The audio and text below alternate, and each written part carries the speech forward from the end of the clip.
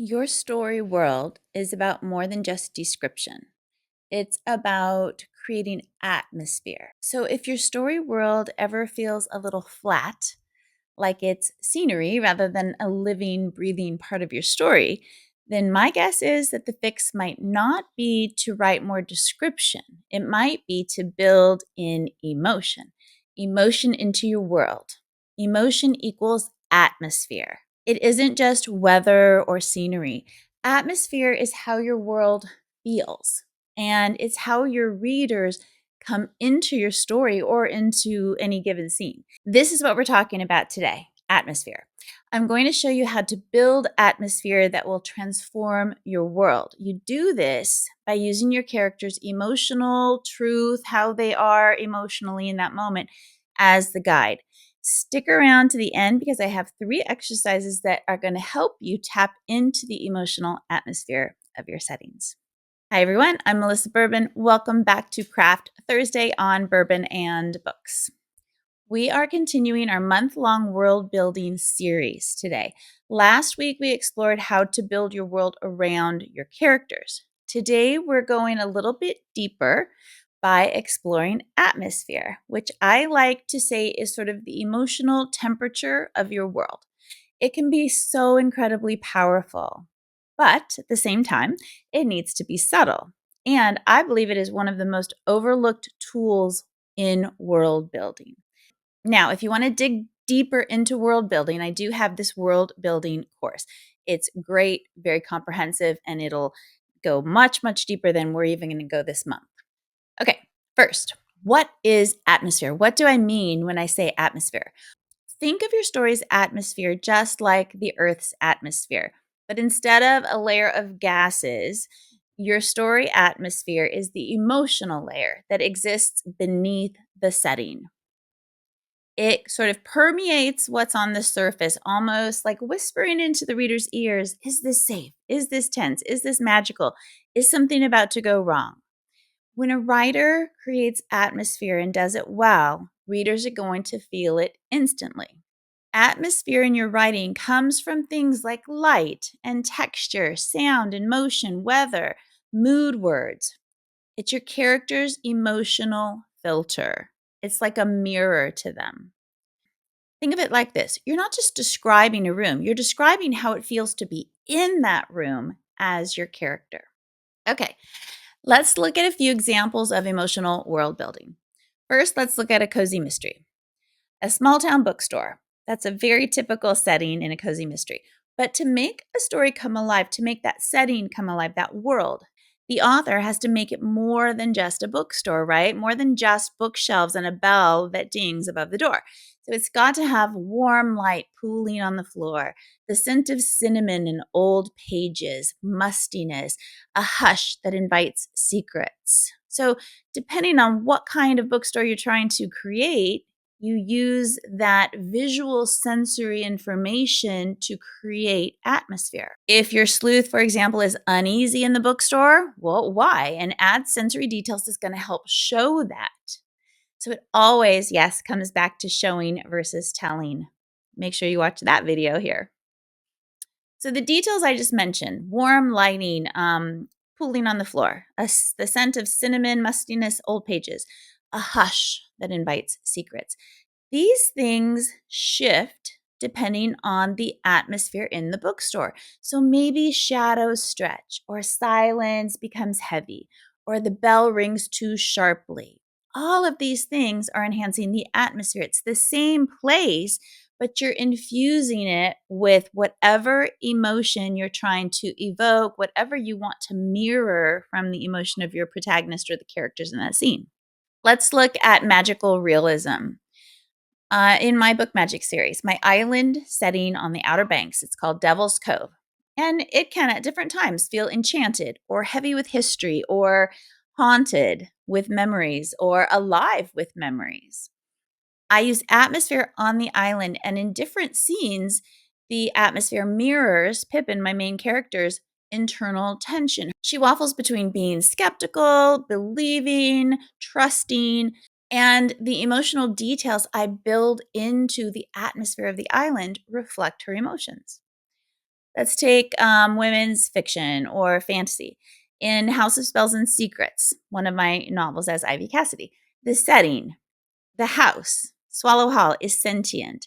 Swallow Hall itself and its behaviors shift depending on how the sisters are feeling, what their emotional state is, what is happening around them. When they are connected, the house feels warmer and it sort of hums with this underlying magic. But when danger comes in, air tightens or thickens, the hallways feel longer, things go wonky, doors creak in warning. So the atmosphere of the house really becomes a character. The house is a character in that particular book. I said there were some exercises. These are going to help you create emotional atmosphere in your book. The first one is emotion first. Write the emotion you want your characters to feel in the scene that you're working on. Then describe the scene using only sensory details that are going to reinforce that emotional tone. So, for example, let's take the emotion of dread. If I have a sensory first description, I might say that the air tastes metallic, like a storm waiting to break, or the hallway bulb flickers, humming with an uneven pulse, or every footstep is swallowed by carpeting that feels too thick, too quiet, or a draft slips under the door, cool against her ankles, carrying a faint sour smell she can't identify. Okay, notice nowhere did I say she's scared, but the sensory details do that for you. The next example is let's say the emotion hope. So if I have a sensory first description, I want to build atmosphere. I can say things like morning light spills through the window in warm gold stripes. The air smells like fresh bread from the bakery downstairs. A breeze stirs the curtains, lifting them like they're exhaling. Footsteps on the street below sound light, almost cheerful. So, this could be the very same space as the room that I used for the dread example, but because of how I describe and infuse the world with emotion, it feels entirely different, right? They have different emotional atmospheres.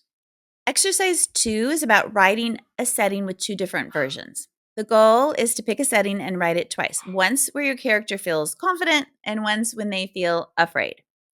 Okay, let's use a simple setting. Let's use a forest path at dusk. So the confident version, I could say the trees arched overhead like old friends leaning in to listen. Or sunlight catches in the leaves, turning them copper bright.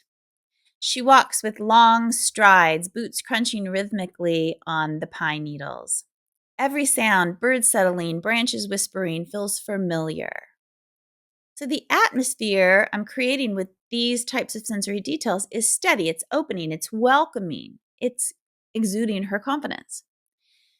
If I have fear, if fear is what I want to convey, I'm going to write that completely differently. So I might say the trees crowded the path, shadows tangling beneath the trunks. The light is almost gone, just enough to blur the edges of things. Her footsteps sound too loud, too sharp, like they're calling attention. Every crack in the underbrush snaps like a warning. So this is the same forest path at dusk, the same place, the same scene, the same world. But if I look at it through two different emotional lenses, I'm going to create a painting of that world's atmosphere that are very different from one another. Okay, exercise 3 is a soundtrack or playlist. This is just fun. Ask yourself, if this scene had music, what would that music be? Or if you wanted to create a playlist for a scene, what songs would you include? Then use that emotional mood to guide your atmosphere. So here are 3 quick examples. If the atmosphere is rain tickling softly against the window, or gray light settling low across the room, or the steady drip of a faucet in the sink, or dust motes drifting like slow confessions.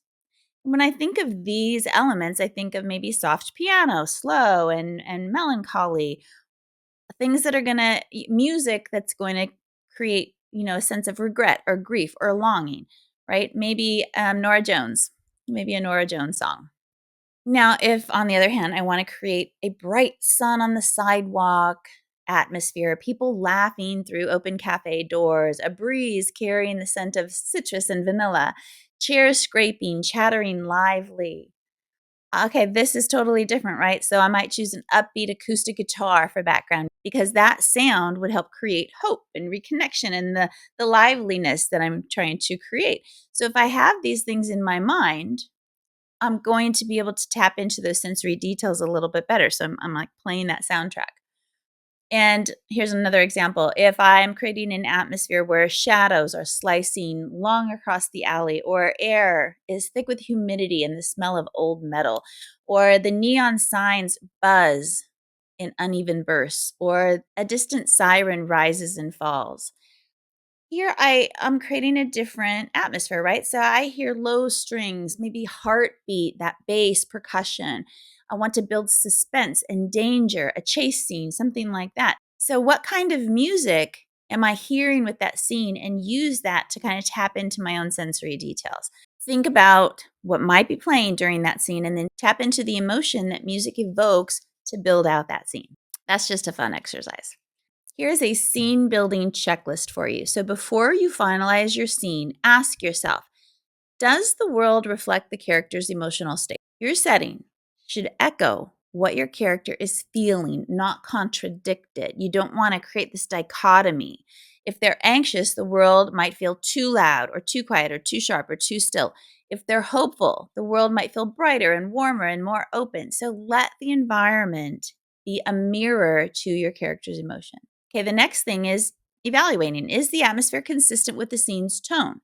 Your scene has to have an emotional vibe, whether it's like tension or joy or grief or suspense or tenderness. Make sure that atmosphere reinforces the tone that you're trying to create. Contrast can work, definitely, but only if it's intentional and purposeful. So keep that in mind.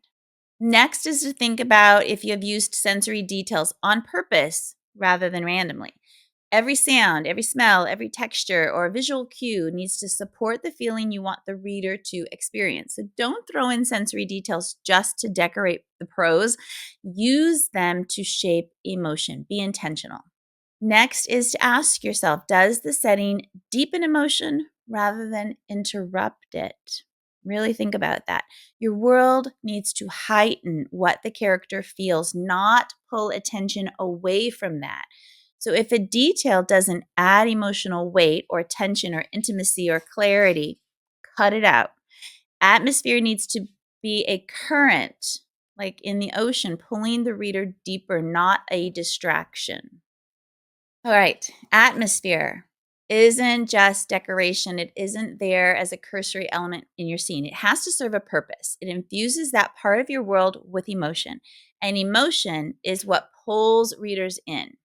Watch my interview with author Catherine Ramsland. We talk about how the weather can really play a character in your story. Next week, we're diving into culture, belief systems, and magic, the hidden architecture that makes your story world feel really rich and real. And again, if you want to go deeper, check out my world building course at Writer's Spark Academy. It walks you step by step through building physical, cultural, and emotional worlds that feel alive.